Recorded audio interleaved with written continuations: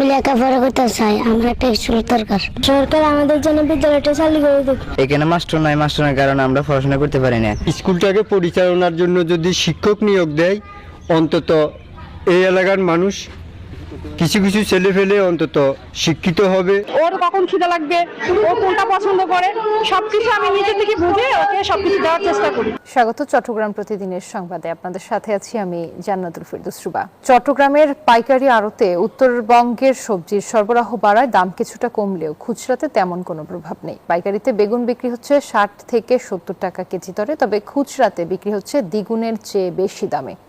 এদিকে চট্টগ্রামে উৎপাদিত টাটকা সবজির দাম আরো বেশি। অন্যদিকে কাঁচা মরিচ বিক্রি হচ্ছে লাগামহীন দামে। চট্টগ্রাম থেকে নয়ন বড়ুয়া জয়ের পাঠানো তথ্যচিত্রে ডেস্ক রিপোর্ট। চট্টগ্রামে কাঁচা সবজির বড় আড়ত রিয়াজউদ্দিন বাজার। বিভিন্ন সবজিতে ভরে গেছে এখানকার আড়ত।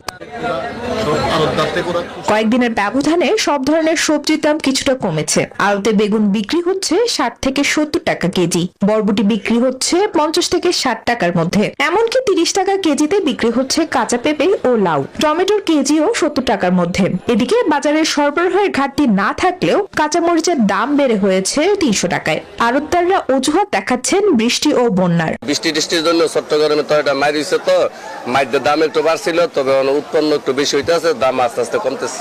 পাইকারিতে সবজির দাম কমলেও প্রভাব নেই খুচরা বাজারে। 140 টাকা কেজিতে বিক্রি হচ্ছে বেগুন, বরবটি 120 টাকা, টমেটো থেকে শুরু করে অধিকাংশ সবজির দাম 100 টাকার উপরে। পাইকারি বাজার থেকে খুচরা বাজারে অনেক দাম বেশি। 100 টাকার নাম আর কোনো সবজি নাই।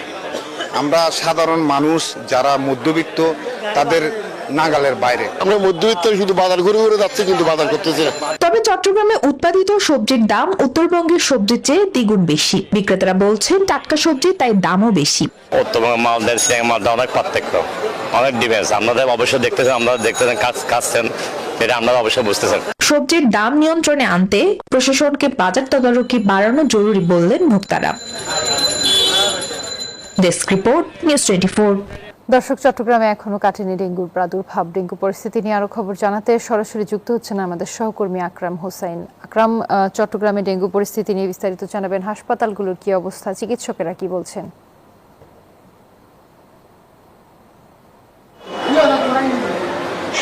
ধন্যবাদ রূপা। আসলে চট্টগ্রাম মেডিকেল কলেজ এবং আরো বেসরকারি হাসপাতাল যেগুলো আছে সেখানে কিন্তু ডেঙ্গু রোগী দিন দিন বৃদ্ধি পাচ্ছে, এবং চট্টগ্রাম মেডিকেল কলেজ হাসপাতাল ডেঙ্গু রোগীদের জন্য আলাদা ইউনিট খোলা হয়েছে, এবং চট্টগ্রাম মেডিকেল কলেজ হাসপাতাল কর্তৃপক্ষ যেটি জানিয়েছেন, ডেঙ্গু রোগীদের জন্য আলাদা পরিচর্যা এবং চিকিৎসা সেবা প্রদানের জন্য বিশেষভাবে তারা নজর রাখছেন।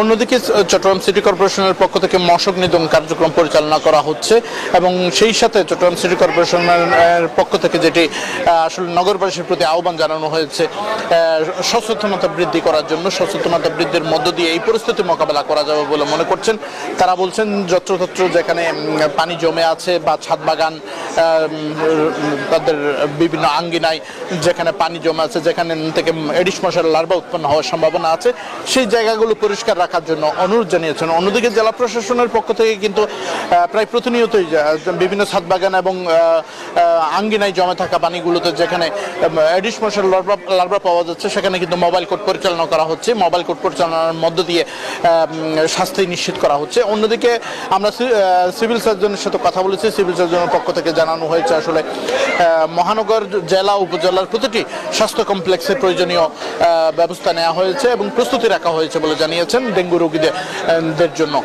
এবং একই সাথে সিভিল সার্জনের পক্ষ থেকে জানানো হয়েছে আসলে আতঙ্কিত না হয়ে, এই মুহূর্তে আতঙ্কিত না হয়ে যাদের ডেঙ্গুর লক্ষণ রয়েছে তারা যাতে চিকিৎসকদের পরামর্শ নিয়ে প্রয়োজনীয় চিকিৎসা সেবা গ্রহণ করেন সেই আহ্বান জানিয়েছেন।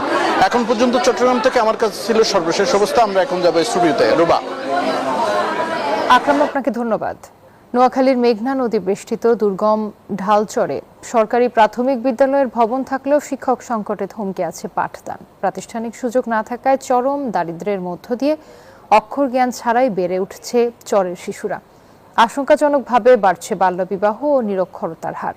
আকবর হোসেন সোহাগের পাঠানো তথ্যচিত্রে ডেস্ক রিপোর্ট। নোয়াখালীর উপকূলীয় দ্বীপ উপজেলা হাতিয়ার মূল ভূখণ্ড থেকে বিচ্ছিন্ন মেঘনা নদীর বুকে জেগে ওঠা একটি দুর্গম চর ঢালচর। নদী ভাঙ্গনে ভিটেমাটি হারানো ভূমিহীন মানুষ সরকারের কাছ থেকে জমির বন্দোবস্ত পেয়ে প্রায় 30 থেকে 40 বছর আগে এ চরে বস্তি গড়ে তোলেন। বর্তমানে এ চরে 3000 পরিবারের প্রায় 10,000 মানুষ বসবাস করলেও গড়ে ওঠেনি কোনো শিক্ষা প্রতিষ্ঠান। ফলে অক্ষর জ্ঞান ছাড়াই বেড়ে উঠেছে এখানকার শিশুরা। শিক্ষার সুযোগ থেকে বঞ্চিত হয়ে অনেকেই ছোটবেলা থেকেই কৃষিকাজ, মাছ ধরা ও পারিবারিক কাজে যুক্ত হচ্ছে। আমি লেখাপড়া করতে চাই, আমরা একটা স্কুল দরকার। সরকার আমাদের জন্য বিদ্যালয়টা চালু করে দিক। এখানে মাস্টার নাই, মাস্টারের কারণে আমরা পড়াশোনা করতে পারি না। স্কুলটাকে পরিচালনার জন্য যদি শিক্ষক নিয়োগ দেয়, অন্তত এই এলাকার মানুষ কিছু কিছু ছেলে ফেলে অন্তত শিক্ষিত হবে। বাংলাদেশ সরকার ও নেদারল্যান্ডস সরকারের যৌথ উদ্যোগে একটি আশ্রয় কেন্দ্র ও একটি সরকারি প্রাথমিক বিদ্যালয় ভবন নির্মাণ করা হলেও শিক্ষক সংকটের কারণে বিদ্যালয়টি আজও চালু হয়নি। তা আমরা ডালসরবাসী সবাই চাই যাতে করে অতি দ্রুত আমাদের ছেলেমেয়ে যারা আছে তারা যেন স্কুলটা চালু হয়, যেন তারা স্কুলটাতে ভালোভাবে পড়ালেখা করতে পারে। ছাত্ররা মাঠে খেলতেছে কিন্তু শিক্ষক নাই, শিক্ষকের কারণে আমরা ছাত্ররা পড়ালেখা করতে পারতেছে না, আমাদের খুব দুঃখ লাগতেছে। বিষয়টি স্বীকার করে নোয়াখালী জেলা প্রাথমিক শিক্ষা কর্মকর্তা জানান, চরাঞ্চলের শিশুদের শিক্ষার আওতায় আনতে কাজ করছেন তারা। ঢালচরে একটি প্রাথমিক বিদ্যালয় স্থাপন করা যায় কিনা সেই বিষয়ে আমরা ঊর্ধ্বতন কর্তৃপক্ষের সাথে যোগাযোগ করব। আমাদের প্রাথমিক ও গণশিক্ষা মন্ত্রণালয় এবং অধিদপ্তরকে আমরা অবহিত করব। প্রশাসনিক প্রক্রিয়া শেষ করে কবে নাগাদ বিদ্যালয়টিতে পাঠদান শুরু হবে সেই অপেক্ষায় রয়েছেন স্থানীয় বাসিন্দারা। নিউজ 24। পর্যটক ও যাত্রীর সংখ্যা বাড়ায় নতুন ট্রেন চালুর উদ্যোগ নিয়েছে সরকার। আগস্টেই চালু হতে যাওয়া নতুন আন্তনগর ট্রেনের ফলে টিকিটের চাপ কমবে এবং ঢাকা কক্সবাজার রুটে ভ্রমণ হবে আরও সহজ ও আরামদায়ক বলে মন্তব্য করেন রেলপথ প্রতিমন্ত্রী হাবিবুর রশিদ। শনিবার স্টেশন পরিদর্শনে এসে তিনি একথা বলেন। তিনি আরও বলেন, কক্সবাজার আইকনিক রেল স্টেশনকে আন্তর্জাতিক মানের পর্যটন বান্ধব রেল হাবে রূপ দিতে এর পূর্ণাঙ্গ পরিচালনার দায়িত্ব বেসরকারি প্রতিষ্ঠানের হাতে তুলে দেওয়া হবে। পরিদর্শনকালে যাত্রী সেবা, পরিচ্ছন্নতা ও নিরাপত্তা ব্যবস্থা ঘুরে দেখে দ্রুত আন্তর্জাতিক মানের সেবা নিশ্চিত করতে সংশ্লিষ্ট কর্মকর্তাদের প্রয়োজনীয় নির্দেশনাও দেন প্রতিমন্ত্রী। এই সরকারে আমরা পঞ্চগড় থেকে কক্সবাজার পর্যন্ত আমরা ডুয়েল গেজ রেল বাস্তবায়ন করতে চাই। সারা দেশের মতো চট্টগ্রামে গণপরিবহনে জিপিএস ডিভাইস সংযুক্ত করা বাধ্যতামূলক করেছে বিআরটিএ। শুধু ডিভাইস স্থাপন করলেই হবে না, এটি সার্বক্ষণিক সচল রাখারও নির্দেশনা দেওয়া হয়েছে। তবে এখনও পর্যন্ত অধিকাংশ গাড়িতে জিপিএস সংযোজন নেই। চালকরা দেখাচ্ছে নানা অজুহাত। রতন দাসের ছবিতে চট্টগ্রাম থেকে নয়ন বড়ুয়া জয়ের রিপোর্টে বিস্তারিত। সড়কে নামলেই গণপরিবহনের নানা ধরনের বিশৃঙ্খলা চোখে পড়ে। যাত্রী তোলার প্রতিযোগিতায় বাসের বেপরোয়া রেষারেষি, একাধিক লেন দখল করে যাত্রী উঠানামা এবং এর ফলে সৃষ্ট যানজট নিয়মিত চিত্র হয়ে উঠেছে। এমন পরিস্থিতিতে গণপরিবহনে জিপিএস চালুর ঘোষণা দেয় বিআরটিএ। তবে এখনো পর্যন্ত অধিকাংশ গাড়িতে জিপিএস সংযোজন নেই। চালকরা দেখাচ্ছে নানা অজুহাত। আজকে যাইতেছি, যাওয়ার পরে মালিক এবার ডিভিএস লাগাবে কি লাগবে মালিকের ব্যাপার। আমাদের মালিকে বলছে যে ডিভিএস লাগাই দিবে, ঠিক আছে, হ্যাঁ উনি অবশ্যই লাগাই দিবে। আমার এটা আরো অনেক আগ থেকে লাগানো আছে, কোম্পানি লাগাইছে এটা। জিপিএস সংযোজন ছাড়া কোনো গণপরিবহন রাস্তায় চলবে না বলে জানান এই কর্মকর্তা। যেগুলো গণপরিবহন আছে এগুলোতে পর্যায়ক্রমে জিপিএস সংযোজন করবে, নতুন পুরাতন সবগুলোর ব্যাপারে। চট্টগ্রামে 3 হুইলার বা 3 চাকার যানবাহনের জরিপ শুরু করেছে বিআরটিএ। ফিটনেসবিহীন গাড়ি বন্ধে এমন জরিপে নেমেছে প্রতিষ্ঠানটি। তবে জিপিএস ব্যবস্থার মাধ্যমে বন্ধ হবে অতিরিক্ত গতিতে গাড়ি চালানো, অনুমোদিত রুটের বাইরে চলাচল সহ দুর্ঘটনার ক্ষেত্রেও জিপিএস এর তথ্য গুরুত্বপূর্ণ হতে পারে বলে জানান পুলিশ। নয়ন বড়ুয়া জয়, নিউজ 24, চট্টগ্রাম। দর্শক, ছুটির দিনে পর্যটকে মুখর কক্সবাজার সমুদ্র সৈকত। এ নিয়ে কক্সবাজার থেকে আরো খবর জানিয়েছেন সহকর্মী ইরফানুল হাসান। কক্সবাজার সমুদ্র সৈকতে রীতিমতো পর্যটকে মুখর রয়েছে। আজকে সাপ্তাহিক ছুটির দিন শনিবার, আজকেও অন্যান্য দিনের মতো পর্যটকের মুখর রয়েছে, তবে আজকে পর্যটক সমাগম কিছুটা কম, যেহেতু আকাশে আসলে মেঘের ঘনঘটা এবং সকাল থেকে থেমে থেমে বৃষ্টিপাত হচ্ছে, যার ফলে পর্যটক আগমন কিছুটা ব্যাঘাত ঘটেছে, এমনটা বলছেন পর্যটন ব্যবসায়ীরা।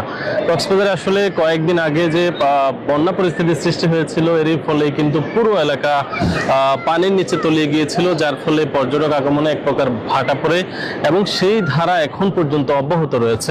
সমুদ্র সৈকতে লাবণী, কলাতলি, সুগন্ধা সহ সবকটি পয়েন্টে মোটামুটি পর্যটকে যারাই আসছেন মুখরিত পরিবেশ আমরা দেখতে পাচ্ছি। তবে কক্সবাজারে এখন পর্যন্ত যারা সমুদ্রে গোসলে নামছেন তাদের জন্য লাইফগার্ডের পক্ষ থেকে সতর্কতা হচ্ছে, তারা সমুদ্রে লাইফগার্ড নির্ধারিত যে সমস্ত পয়েন্টগুলো রয়েছে সেখান থেকে সমুদ্রে নামার জন্য বলা হচ্ছে।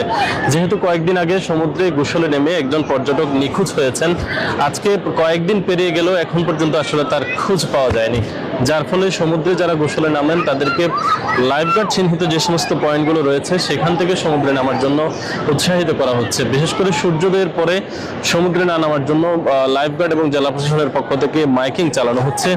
তবে সৈকতে আসলে বর্ষার পরে সমুদ্র সৈকতে যে প্রাণ সেটি ফিরে আসবে এমনটাই প্রত্যাশা করা হচ্ছে, এবং এখন পর্যন্ত আসলে কোনো ধরনের অনাকাঙ্ক্ষিত কিংবা অপ্রীতিকর কোনো ঘটনার খবর পাওয়া যায়নি। তবে সমুদ্রে নিরাপত্তায় টুরিস্ট পুলিশ সহ জেলা প্রশাসন, লাইফগার্ড সহ বেশ কয়েকটি টিমকে আমরা এখানে কাজ করতে দেখতে পাচ্ছি। তবে আজকে কক্সবাজারে আসলে একটি মর্মান্তিক দুর্ঘটনা ঘটেছে। প্যারাসেলিং থেকে পরে এক পর্যটকের মৃত্যু হয়েছে। এটি ছাড়া এই সাপ্তাহিক ছুটির দিনে এখন পর্যন্ত আসলে তেমন কোনো বড় ধরনের অপ্রীতিকর ঘটনা ছাড়াই ছুটি কাটাচ্ছেন কক্সবাজার সমুদ্র সৈকতে পর্যটকরা। এ ছিল সাপ্তাহিক ছুটির দিনে কক্সবাজার থেকে পর্যটনের সবশেষ খবরাখবর। রাঙ্গামাটিতে চাঁদা না পেয়ে কৃষকের ফল বাগান কাটার প্রতিবাদে বিক্ষোভ মিছিল সমাবেশ করেছে পার্বত্য চট্টগ্রাম ছাত্র পরিষদ। দুপুরে সংগঠনটির উদ্যোগে শহরের কাঁঠালতলী এলাকা থেকে একটি বিক্ষোভ মিছিল বের হয়। এ সময় বক্তারা বলেন, পাহাড়ের সশস্ত্র সন্ত্রাসী সংগঠনের অব্যাহত চাঁদাবাজি, বর্বরতা ও হিংস্রতার সীমা অতিক্রম করেছে। চাঁদা না পেয়ে এক অসহায় কৃষকের পেঁপে গাছ কেটে ধ্বংসস্তূপে পরিণত করেছে জেএসএস সন্ত্রাসীরা। অবিলম্বে সরকারের কাছে ন্যাক্কারজনক ও জঘন্য কর্মকাণ্ডের সাথে জড়িত সন্ত্রাসীদের গ্রেফতার ও দৃষ্টান্তমূলক শাস্তির আহ্বান জানান নেতাকর্মীরা। চট্টগ্রামে 2 দিনব্যাপী বিজ্ঞান মেলা শুরু হয়েছে। সকালে নগরীর Patharghata saint Placid's school and college মাঠে মেলার উদ্বোধন করা হয়। আয়োজকেরা জানান, এই মেলার মাধ্যমে শিক্ষার্থীদের সৃজনশীলতা, উদ্ভাবনী চিন্তাভাবনা বিকাশের সুযোগ সৃষ্টি হবে, পাশাপাশি নতুন প্রজন্মকে বিজ্ঞানভিত্তিক জ্ঞান অর্জনে উৎসাহিত করবে।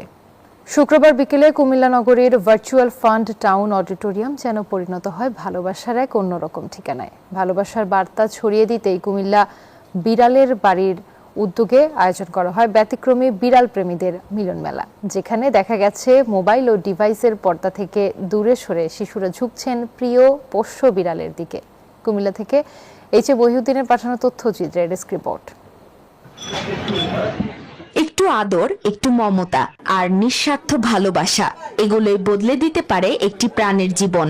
যে প্রাণী কথা বলতে পারে না, নিজের কষ্ট প্রকাশ করতে পারে না, সেই অবলা প্রাণীদের সঙ্গেই এখন সময় কাটাচ্ছে শিশুরা। কেউ বুকের সঙ্গে জড়িয়ে, কেউ কাঁধে তুলে, আবার কেউ রঙিন পোশাকে সাজিয়ে নিয়ে এসেছেন তাদের সবচেয়ে প্রিয় সঙ্গীকে।